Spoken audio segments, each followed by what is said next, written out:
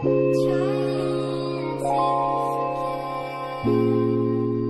think I first got hands on the organ at 4. I saw a picture of an organist in a childcraft encyclopedia, which is sort of an old, like a picture encyclopedia for children.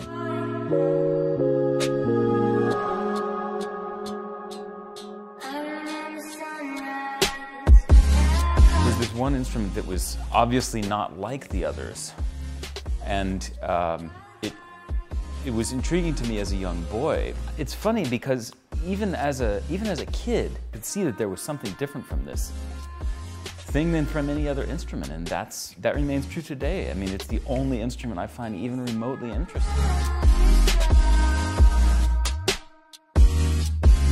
It's a potentially revolutionary instrument, and it's unthinkable that the organ not only wouldn't cross into the digital domain, but that when it does, it would result in an instrument that was exponentially more sensitive and able to articulate even more extremes of experience. I think it's just realistic to consider that may have, you know, that may account for some of the changes that you see in the world as it relates to, or more often doesn't relate to, classical music. And I think the musicians who will be able to transcend that are those who can bring back, you know, a connection for uninitiated listeners, the people you want to play for, the people I like to play for most, or at least I'm most challenged to play for, are people who really aren't familiar with the work.